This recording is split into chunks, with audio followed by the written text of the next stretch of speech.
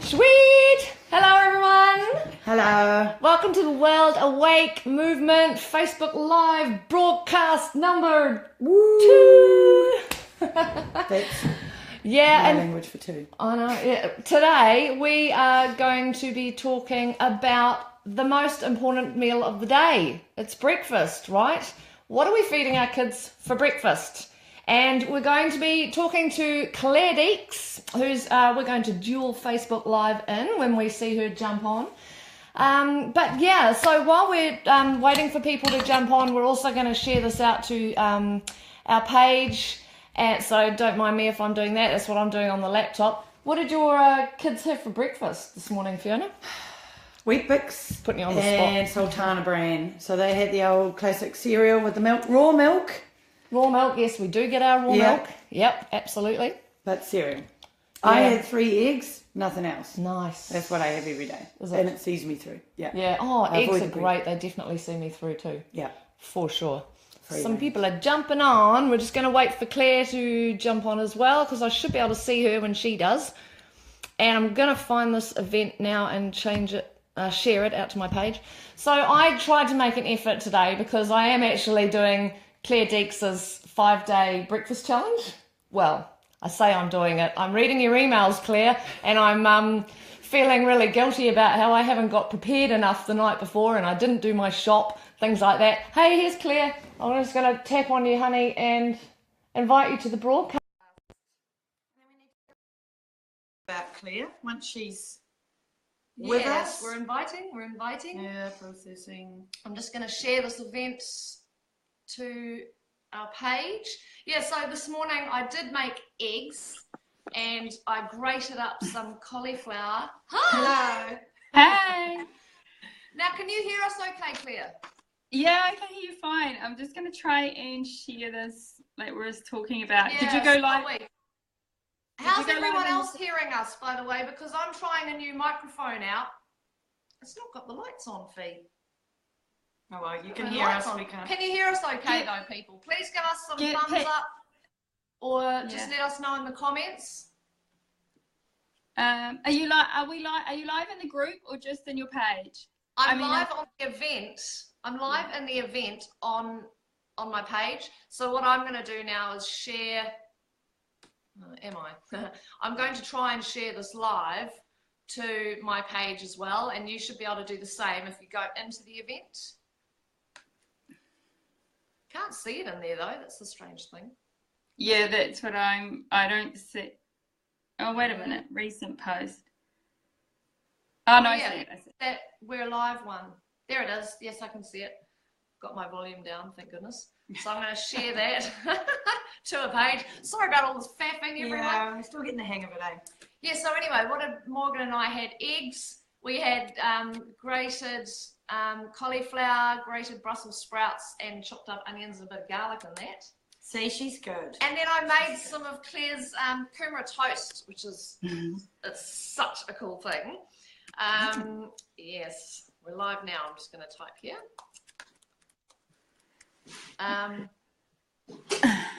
So yeah, I was pleased with that effort, but I really wanted to make a paleo porridge or something like that. But anyway, so Claire Deeks of Dom's Kitchen, you used to be a lawyer. So what on earth got you into what you're doing now?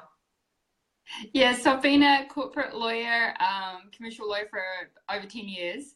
And I guess there's a little bit of similarity because one of my jobs was looking at misleading conduct, and like trademarks and copyright and looking at branding issues and people who were misleading.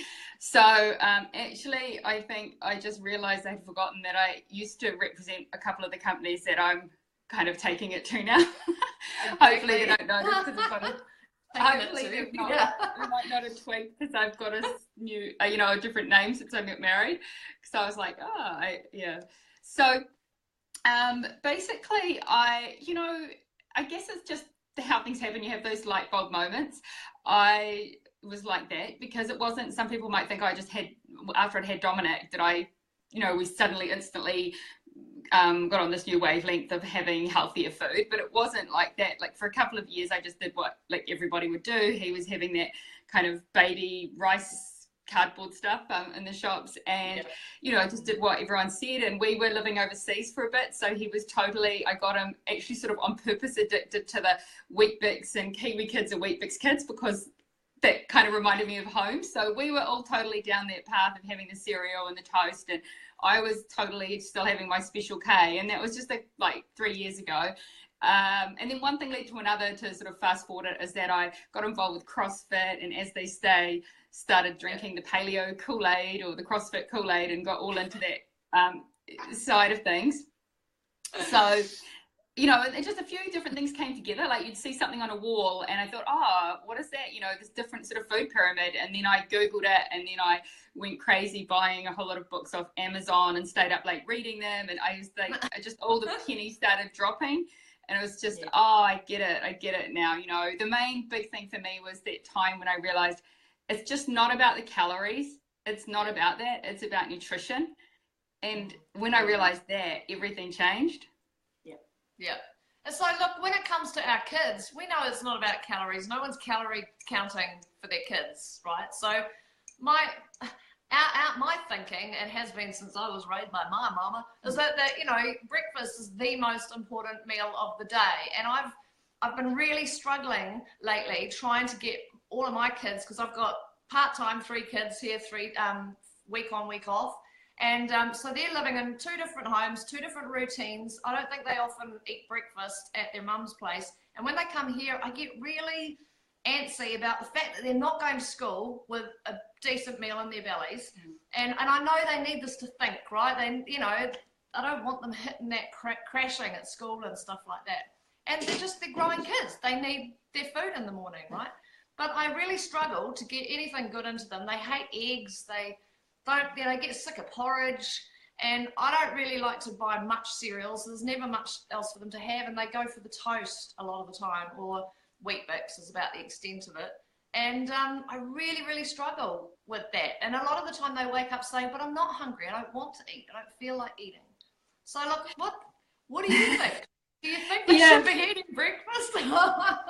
So obviously, first, my disclaimer that I'm not a dietitian or you know, a registered nutritionist, but I used to say I'm not qualified, and I stopped saying those words, because I think once you're a mum and you've spent thousands and thousands of hours, if you like, a lot of people do researching this, then I'm not sure if we're not qualified. But anyway, just as a disclaimer, I'm not like actually holding registrations. And what I do, and if people follow me, you know, I totally always recommend people to follow nutritionists and dietitians and professors and people who are really at the cutting edge and looking at what's happening. And also to say as well that there's going to be a bell curve. You know, there are definitely people who can, you know, will operate with a lot more, say, carbs, and people, and on that, you know, in every area, there's the people who desperately want something in the morning. There's the people who can go for ages without. So there's all of that. But however, putting a sort of a more general frame on it, many people now have got a problem with being metabolic issues. You know, we've got massive epidemics of type 2 diabetes. So a lot of people would actually benefit definitely from not waking up first thing in the morning and grabbing a high carb meal, which is just going to shoot their blood sugar up. It's going to crash later if you're hungry. So a lot of all the things we've been told about, you know, breakfast is the most important meal of the day. And then, you know, we're all too busy apparently. And of course we are busy, but the marketing people love us to think that we're just way too busy to do things that actually don't take much time. And so all the convenience options that they're putting in the shops tend to be very carb centered.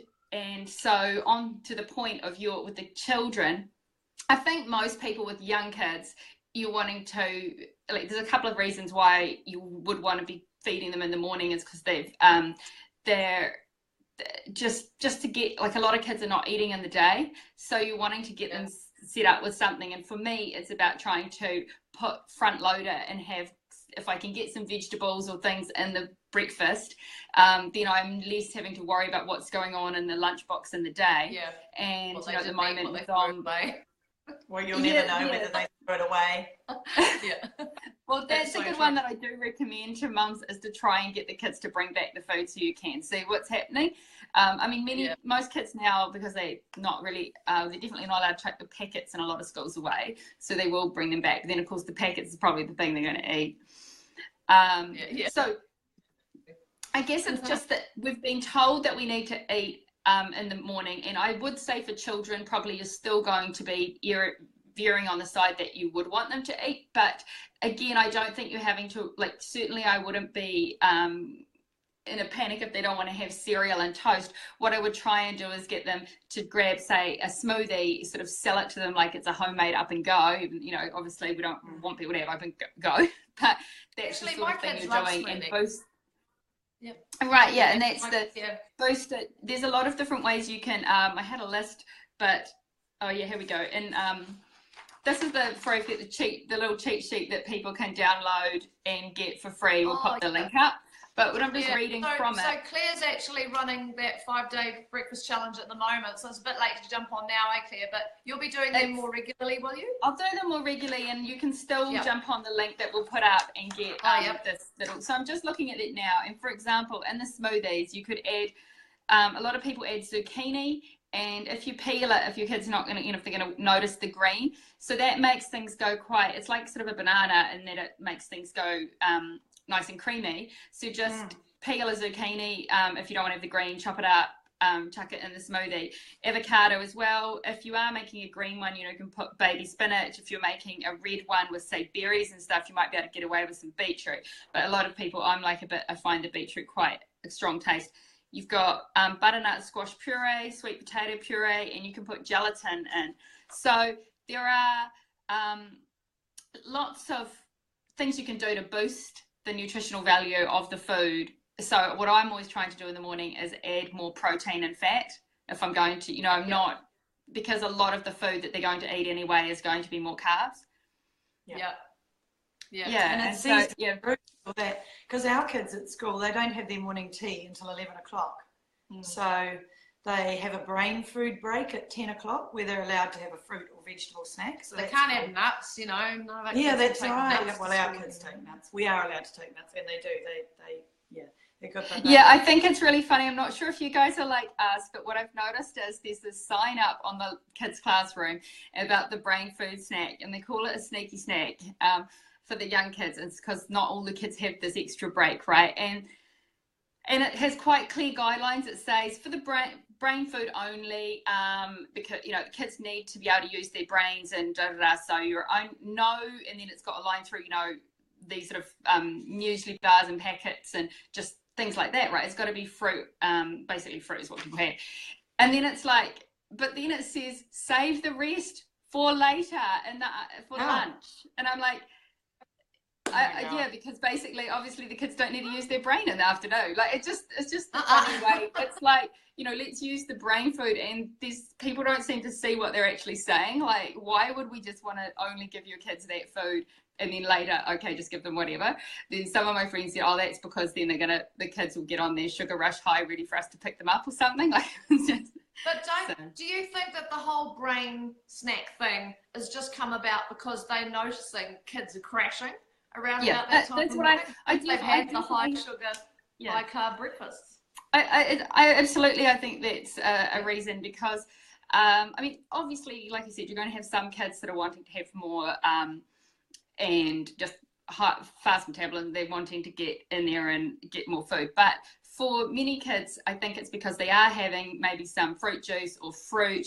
They're having cereals, they're having toast. All of these things are meaning that by about that time, 10 or 11, they're going, and then at 10 or 11, they're going to usually have more fruit, which has got nothing stabilizing in there, like no fat, no protein.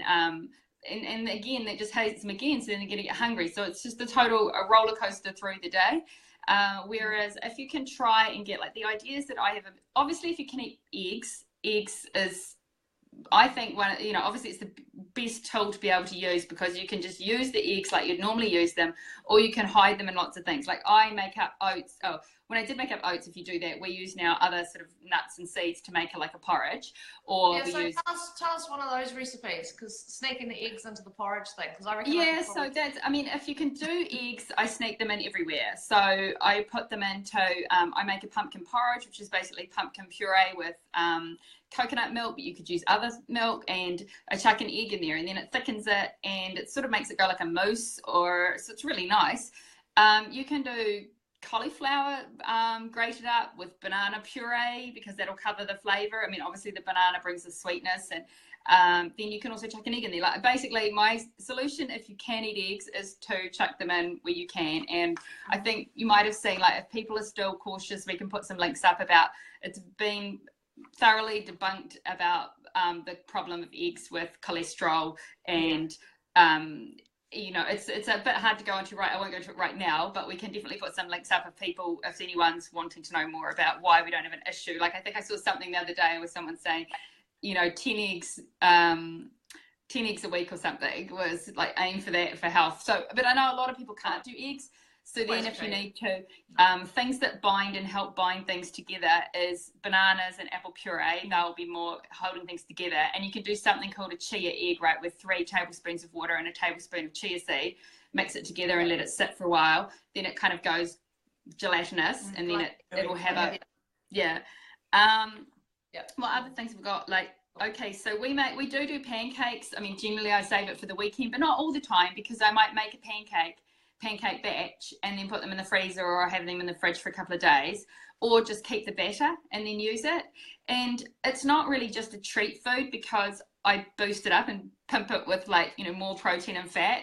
So it'll have extra eggs, and you can make them with pumpkin puree. You can put peanut butter in them if you're, you know, if you're at home. You can make a carrot cake flavor with pureed carrots, which is quite sweet. And then you can put cinnamon. And yeah, my latest little thing, because I've got them everywhere here, is, you know, putting in an essential oil, and you can put a drop in, and just be careful on that one though, because don't overdo that. You only need one. Like, yeah, I had a bit of an issue there because it's quite strong. But and it has to be a really good essential oil too. Something like, so that's right. Yeah, not all of them are for ingesting. So the thing with that, you know, because cinnamon's really good as an immune, for boosting the immune system, for helping with digestion, plus it just tastes great. So there's lots of things you can do that you might take a traditional idea. Nutmeg's good too, right? Pardon? Nutmeg is supposed to be really... nutmeg's good, but I'm not such a nutmeg fan. But it's quite strong. Yeah. So we do all sorts of things, just a few things, because I know the time goes so fast. It's just for breakfast, basically, ideas is for going for more traditional. There's lots of ways you can make granola, which is no grain granola, and it's a lot easier than you think. You know, just basically mixing together nuts and seeds with some sweetener. Sometimes if you mix in some flour, that's what clumps it all together, so it goes nice, like some coconut flour. So I've got some recipes for that on the blog, but it's a lot easier than you think. And what you could do is you could try making a breakfast bar with them, and then cut them up. But then if it fails, you know, you can turn it into granola. And then if you want to have another go, you can keep it all crumbled and chuck it into muffin molds with eggs and turn it into a granola muffin. Like, once you get the hang of it, all of these kinds of recipes, it's the same stuff in them, and you can use them for different things. But I guess... Claire, here's a question for you. And by the way, anyone who's watching, if you know someone who you think would be really interested to hear this, you can actually go swipe across and invite people. So feel free to invite people along to the live while we're live now. But Claire, so Fiona and I have got older kids. And one of the nice things about having older kids is that they could go sort themselves out for breakfast, you know. But with this kind of eating, there's less of a, you know, there's more preparation involved. They're going to be less inclined to want to cook something themselves. Have you got some ideas for things that they can go and grab for breakfast? Yeah, well, I think that basically they still can do these things. It's just a question of, like, with Dominic, I just have to, like, obviously he's younger, so I have to just make sure they've got the stool out, and things maybe are on the bench or something, because otherwise it turns into a few disasters of things spilled all over the place. But for older kids, I'm sure they could do, they can handle getting the smoothie ingredients, and they'll probably have fun blending that up. Another one that's an easy one is just to get bacon. And I mean, you can obviously do these, a lot of these you can do the night before, like all the chia porridge ideas and the muffin ideas, and all those can be in the, but if the kids were going to do them in the morning, they can just, you put a bit of bacon around a muffin. I mean, you could have that done, and then they could just put it in the oven. So basically crack an egg in the middle. So you just get your muffin trays, bacon around the outside, crack an egg in the middle, and or you can scramble it if you want, and then put it in for, usually depending on the oven, takes about 15 minutes. And then you've got egg muffin, and then they can grab it and go. I mean, otherwise I'm supposing definitely some healthier versions of bread if that's what you do. And so, kids can do that. But I would just say they might load it up again. Like, for example, maybe they might be into, when they're in season, obviously going for some avocado to get the healthy fat on the toast, or just some healthy peanut butter. And that's one of the things I've just got to watch for, is when you're in the supermarket, obviously you want to make sure that you're getting butter, not margarine or any of those. And you can actually get the spreadable ones. You want to make sure, look at your peanut butter, if you're using peanut butter or any of the butters, make sure it is actually peanut butter. It should just be pure peanut butter, pure almond butter, nothing else added, no extra canola oil or anything like that. Only salt maybe is fine. And then what else, sort of breakfast one? I guess cheese, just watch out, because I used to always get that, like, you might be making, if you're making something, you're putting cheese on top. Like, sometimes I do things like it's a breakfast pizza. So, I mean, this is another way of, it's still dough, right, whatever the kids like, but then you might load it up with, and you could put some sausage or cheese or on the top. So they're still getting more protein and more fat to sustain them through the day. But if you're using tomato sauce as a base on that, just make sure, again, you can get better versions now that are lower in sugar, because, a lot of those tomato sauces are over 50% sugar. So what are some of the good ones? Because I tend to, it's even better if you can make it yourself, right? There's one called Get Real. Yeah, make yourself is not as hard as it may seem, but however, what happens to me is I make a lot of it, and it's fine, but you've got to really have it within the next week or so, and it's hard to make it without making a big batch. So if you've got a big family, it'll be fine, but then I end up not using it, and then it's like, oh, I forgot I even had it. So I think it's easier sometimes with tomato sauces. Other way you can pump up the tomato sauce is you can get some like sauerkraut, the juice. So if you did go buy or make your own sauerkraut, which is, everyone's, it's all very trendy now, but it's true that it's really good to like your gut and use all these good gut, so fermented vegetables. You can pour a bit of the sauerkraut juice into your tomato sauce and mix it up. So it's basically making it be like more fermented goodness, and it helped with the long life of it as well. Yeah, so cheese as well, just watch out, because those grated cheeses are actually, I didn't realize this, and I used to buy them because I was lazy, but those cheeses have got cellulose, which, I mean, there's nothing comes out as an alert, like, it's not poisonous, but it is basically wood chippings, it's wood, it's to keep it all separate. That's what they put the cellulose in there. So I'm just like, why would I want to eat that? Like, I'm not that lazy that now I know about that I can't grate my cheese. So that's just these little swaps. And I think, with fruit and dried fruit, if you're getting any dried fruit, which obviously I really recommend go more for fresh fruit, because there's so much concentrated sugar with the dried fruit. But if you do, just try and avoid the ones with the sulfites and the preservative 282 on them. And you can find them more and more now. A lot of times that's been implicated in causing issues, especially with kids with asthma. So that's what, so that's basically a good one to try and avoid if you can. Yeah. So, and same, they put those preservatives in breads a lot too. So it's 282 is the one you want to watch, preservative 282 in breads. So I think the thing is, there's definitely ways to get what you're normally doing, but make it healthier. And then on the other hand, just in case I forget, because we get so on talking about, how to do this to these kind of foods, the best breakfast, what I would try to aim for, but it's just not always easy, right? And it's step by step, is to eat dinner for breakfast. I mean, there shouldn't, this is until like it's about 40 years ago, this is the biggest success story of convenience foods, is cereals and bread. We used to just eat food, you know, We and ate then they fry ups or leftover dinner with lard. Yeah. Well, that's the thing. And eggs, and then there was the whole scare with the cholesterols. Everyone's supposed to stop eating eggs. I mean, I remember the day that my mum came home and she'd been told she had high cholesterol, and we had always had eggs, and she'd had eggs, and that day she went and bought margarine instead of butter, and stopped having her egg and started having jam on toast or something. I mean, it's outrageous. And the margarine, I reckon I've heard, I know some people subscribe to the idea that margarine caused a lot of major cardiac health issues that we've had in the last 5 decades since margarine came along.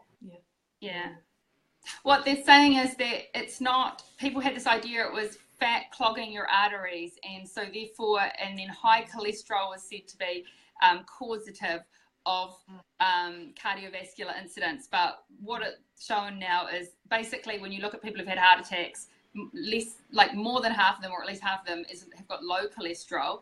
And so it's not that. What it is it's inflammation in our bodies, which one of the main causes of inflammation, or two of the main ones, is sugar and industrially produced seed oils. So pretty much we look, unfortunately, that all the foods are full of it.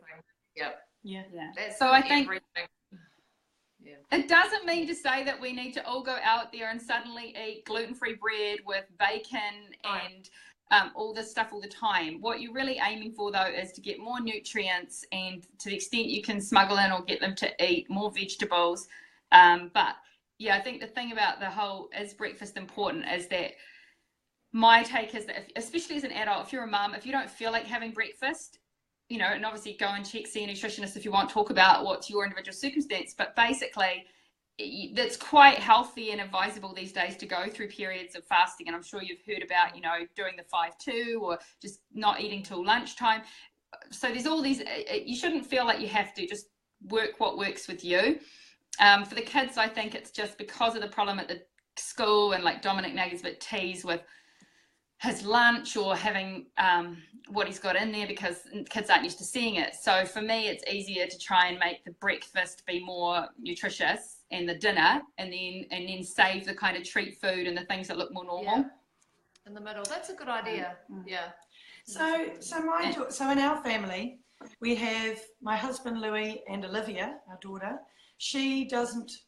Neither of them are particularly morning eating type people. Nicholas and I get up in the morning, and well, not so much nowadays, now that I've cut out all of the carbohydrates. Well, I still eat carbs at dinner time, but during the day, breakfast and lunch, I avoid carbs. And my roller coaster, when I wake up in the morning, I'm not so famished as I once was. So that's great. I recognize the correlation. But, should we as parents be upset because our children don't really want to eat until that time? So, that's the fasting thing, and they're not eating before lunchtime. What do you think about that with kids? Well, personally, I think it's okay. Like when Dominic in the weekends quite often won't eat till, he'll go play soccer, and he'll have something at lunchtime, we'll go for brunch or something. So he'll have a big meal, and then he often won't have anything till dinner time. Now, I'm not saying every kid is like that, and he's not like that every day. Like lately he's going through, sort of growth spurt, and he's like super hungry, and he just says, but still, I do believe it's because he does have really good regulation, of his blood sugar, because he's having a lot of fat at night. So my opinion personally is that I'm not going to stress about it, but it's not good if they're saying that to you, that they're not hungry, but they're going to school and they're buying something with their own money and getting high sugar foods, or just crappy refined things. So they're just telling you that, but they're filling up. Well, that's not going to be much. I don't agree with doing that way. It's and so, because I'm sure that the kids will want to eat something during the day if they haven't for breakfast, that's why I would tend to, if possible, because then you can more know what's going on. But if you see what they're doing, what I mean is if your child, especially older kids, are eating their lunch and happy with their lunch, and they just didn't feel like having anything for breakfast, I wouldn't be stressed out about that. Obviously, if the teacher's saying they're falling asleep, they're there's something going on, or they're losing weight, if there's all these other indicators. But in the absence of something flagging you to suggest that there's a problem with it, I wouldn't be stressing out for the sake of it.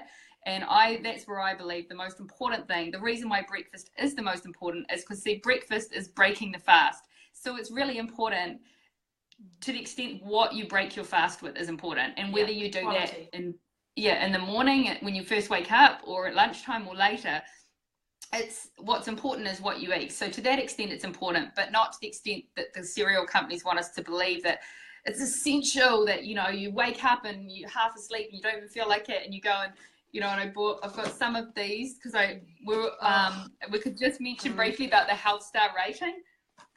Yes. But I'll grab. Yeah, I mean, it's such a massive. Emma's asking what the school and college tuck shops are selling these days. You know, I think They it's still a lot of pies. Junk, yep, And can confirm it. They sell some slushies at college where my kids go. it's rubbish. And Absolute that's rubbish. Yeah.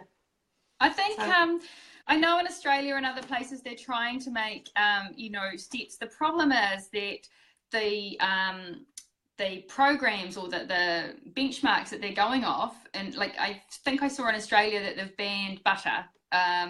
So do you know, it's the problem is that I mean, not all over Australia, but just in some schools. So your problem is that even in the places where they are trying to do better things, and I've seen some amazing examples of what's been done in some pockets, right? So it's definitely can be done, but what tends to happen, it's a little bit like with the whole health star rating, is that someone tries to do something, but it's set against a pyramid or a plate that is now not correct.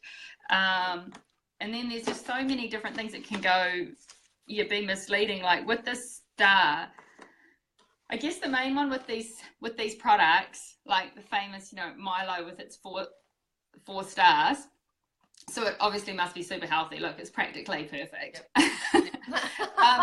Is that they, you know, it's an algorithm, so they've thought up this.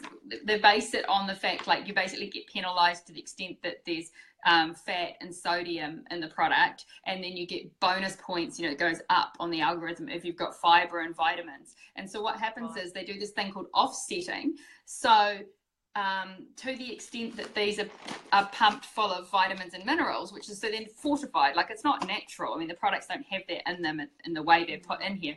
But then they go, oh, sugar here, oh, but vitamins, okay, offset, cancel out. And so that's where you can have a product with over 25% sugar that gets nearly 5 stars. And well, you know, my intuition tells me don't eat that, so I don't need a health star rating to just, you know. But not everyone does. I mean, they're really pushing it hard because their whole objective is to have it that people don't look at the back and they're just going to look at the front. Yeah. And I mean, there's really misleading stuff that they were doing. They've now, I believe they've stopped doing this, but just to give you an indication of how they were doing it when they first came out, you know, Kellogg's Cocoa Pops was actually, it's 2 stars was what the rating is, but you see what they have on the side? Yeah. 4. And so they have 3.5. Because 3.5 is the example. So that's not its rating. That's the example logo. What do they mean by example? Well, that's to tell you how to use the stars. Yeah. Oh my God. But people don't see that. Oh, that's terrible. We just need to open our eyes and turn around to the backs of the packets and read the backs of the packets. You've got to read the labels. And we need to start understanding our numbers, right, Claire? Need to start understanding. So you want to just look, you know, I mean, I know it can be confusing, but basically 4 grams is a teaspoon of sugar. So you look at how many grams it says are in it and then divide by 4. But bearing in mind, I really look at the per 100 grams because, so these are, this one is, we'll see this one 33%, 33.4% sugar. And this one, but I think also, let's see, this one, this is before they put the rating on it, 28. Now, some of them have now modified and lowered their sugar, and the industry says that's really wonderful. That's showing how responsible we're being and how we've reduced our sugar. But I mean, basically, you're looking at them going from atrocious levels of sugar to just still ridiculous levels. But it's a reduction, so we should be excited about that. And also just watch out that, like, they say different things, like this one is per 30 grams. Now, if you go and weigh out 30 grams, I'm sure you're going to find that your kids would serve themselves more like 50 grams for breakfast, depending on, you know, their age and stuff. So it's not just, it's also having an awareness of, look at the serving size. But basically, and the other thing is that they call, sugar gets called, you know, the list of ingredients, it's done from most to least. But what they tend to do is sugar has over 50 different names that are used quite often. So they'll split up the sugar and call it the different names, and they won't clump it together, so it's confusing. So if you just look along the list. Yeah, so you want to just look along the sugars and see what percentage. And I would say, like, to just put it in perspective, I had, I don't know if I printed it out last night. I was just looking at the, you know, what are they called? The oats. Okay, so if you get oats and they're just plain oats, they're 1% sugar, plain oats. Like, practically there's no sugar in the oats. If you get even the sort of ones that look plain, but they're in the sachets, but they've got added flavors, I just looking at those, most of those are 20 to 25% sugar. So it even looks sort of healthy, and they have a bowl on the front with an apple on it, but it's packed with maple syrup or honey or, and so it's sugary really. And so those ones all get quite high ratings because of them being high in fiber and having the added fortification. So I think the thing is, you also got to realize is with the health star rating, the advisory boards include representatives of these commercial companies, these businesses. So it's just, and then not in New Zealand apparently, and I have been, you know, wanted to point that out because I don't have, it's better in New Zealand apparently, but in Australia, the Dietitians Association of Australia is sponsored by these companies. So it's crazy. Crazy. How can that even be allowed? This is what I mean. This is what I mean. The walls. This is why we're having these conversations, because it's just you need all to a big wake joke. up. It is not about us. They don't care about our health. They don't care about our kids. They want us addicted. And I think to a certain extent, like, I'm not, if a company, they're trying to make money,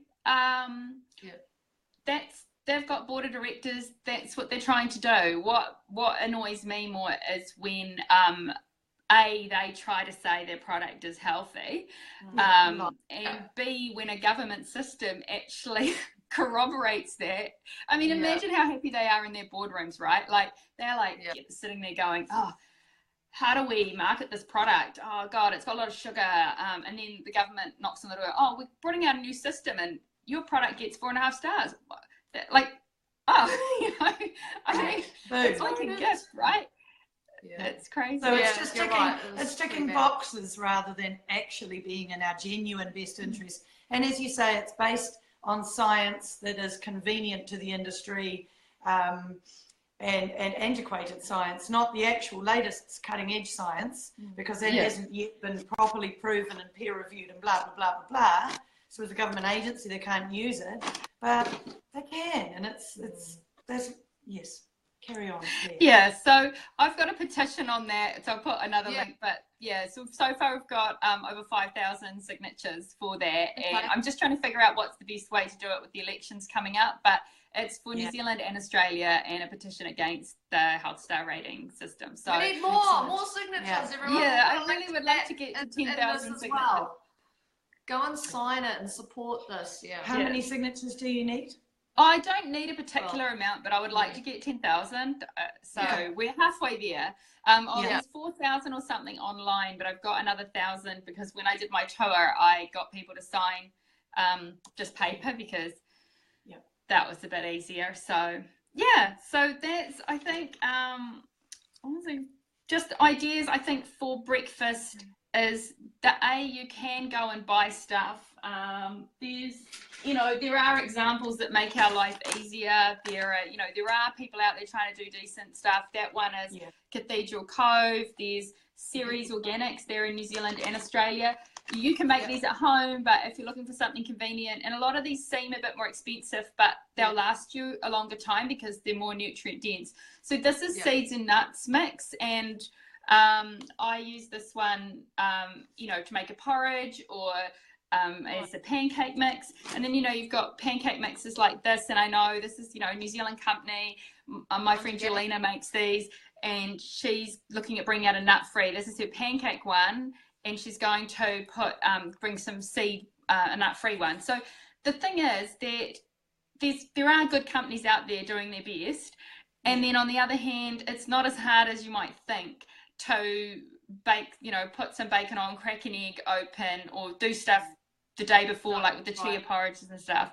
So I find, I don't know about you, but I find a problem finding half of these brands in our local supermarkets. First of all, I don't shop at Countdown because my husband works for foodstuffs. So Countdown are the ones with all of the healthy food. That's the C word. We don't say the C word in our house.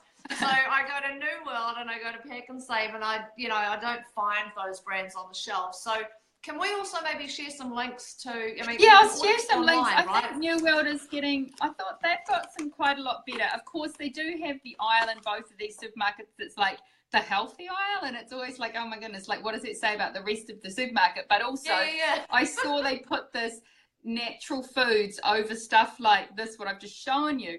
Which, okay, but it also includes all the gluten-free stuff, which has a lot of crap in it. And, what about the fruit and vegetables, which are next door? They don't have a sign saying healthy aisles are kind of around the outside, aren't they? Yeah. So I think just don't feel like, pick a few things that you do and do them well, and don't stress about it not being, it has to be different all the time. If your kids have a favorite smoothie recipe, just one thing on that, I would just really definitely go for smoothies rather than juicing, because of just just because when you end up with a lot of concentrated sugar and you've stripped the fiber, whereas with the smoothie you're going to put like the whole fruit in there with the fiber and everything, and hopefully add in some more healthy fats as well. So I'm just talking about, I'm not saying, I think people do see some value and benefit sometimes from going on like having a few days of juicing or something like that. I mean, I don't personally do that, but what I'm talking about is daily thinking, doing that for your kids is really just a shot of sugar in the morning. And so if you can try and always seek the opportunity to put in the healthier fat and protein, I think, and the fiber, that'll help. Does that include things like if you had celery and beetroot, or beetroot's very sweet, so is carrot? Yeah, I mean, if you're putting it in and it's all getting blended up, I haven't used the juicer, but I just see them. I mean, generally you push the fruit and veggies in and it juices it and removes the fiber, so you end up with that pile of skins and fiber. You get soluble fiber, don't you? You get soluble fiber in it still. Yeah, you can get, I mean, a lot of people sort of debate as to how important fiber is to us. I guess from my point of view, it's just, have you seen in the Sugar film how Damon Gammo does that thing where he tries to eat like an apple, and then he has the juiced apple. Yeah. Oh no. Oh, sorry. And then in just one in one glass is like 10 apples. Yes. Yeah. Oh, right. Yeah. So, and nature doesn't present our food as a juice form. It presents the whole object. So I'm with you. I agree. Yeah, I'm not against, like, obviously if you're going to have a juice, it's better than having something that's loaded with added sugar and reconstituted, blah, blah, blah. But just as a general thing, if you're sitting in there thinking, oh, I'm going to get healthy, I'm going to go buy a juicer, I would just be like, maybe just get a blender, NutriBullet or something like that. And even better, just try and get your kids, if you can get your kids when they're young, and I know you guys are already past that, and I've, made it harder for myself with different things, but honestly, if you got a chance to get in before they've really got preconceived ideas, and just give them all this healthier food, they're just going to eat it in the morning. It happens so quickly too. Like with Morgan, I started really well, and he's been eating lots of eggs and things like that since day one, but now he's got a taste for peanut butter and jam on toast, and he starts giving me the tears if he's not getting it. I'm like, no, that's got to change. I know now I need to. It's so easy. I do it too. Like, I've had all these cereals and stuff in the house for people sending them to me for samples and things, and so Dominic's pretty much got addicted to like these different things, and he'll be like, oh well, I'll have some egg with it, mum, so and like so he has. But I guess I think we all get to near the end of the term. A lot of people, it's the holidays, you're ending up getting tired, you're just chucking things on, so maybe the new term is a chance to get, get re-enthused in the holidays. But it's a good challenge, And the main thing, are you going to have your challenge again soon? I'm Well, just let's doing every 2 months. So we did Packet Free February, okay. which was focused on the lunchbox. I needed to put it on, sorry, my phone. I thought I had it on the mute. That's You know. right. So basically, I'm going to do these challenges every couple of months, like every 3 months. So there's Packet Free February or Packet Free months for the lunchbox. And then there's going to be this one we've just done, which is Beyond the Box breakfast. So I'll do them both 2 times a year. So there'll be those free challenges. And then what people can do if they're wanting, ongoing support and everything is that I've set up a new membership club, and it's been going really well. And people, they've guest experts, nutritionists come in. We've got lots of cool spot prizes, and well, I know you know because you're in there, Deb. Well, I know I'm in there, but not just that, but just lots of inspiration, and people are constantly posting photos and new things that they're trying out, and they go, that's a big part of it. Just reignites, if you've slipped or got a bit lazy, it just reignites that. It gives you some fresh ideas. Yeah. So ideas is the problem, right? If people want to know more about it, and because they'll get on, I don't bombard people with emails. To be honest, I have to really get better at actually emailing regularly. But don't have the time, you're not going to get problem. You're not going to get overwhelmed. But this is the one we've put together. If people do want this little one to put on the fridge, that's what you've put up the link for. And I find it helpful myself, because I made one up for a lunchbox one too. And it's just good when you're, even me, I forget, and you get in a rut, and then you're like, oh yeah, that's right. And I just think perfect. No, that's great. I would like to say that people like yourself and talking and sharing your knowledge in a way that's easy to consume like this makes us change as consumers, because the reason that they have this healthy aisle in the supermarket and the New World and Pack and Save need to catch up is because it is in response to people like us who want to do something and who realise and who are empowered with knowledge. So thank you for sharing it. Oh, thanks. It's working. It's working.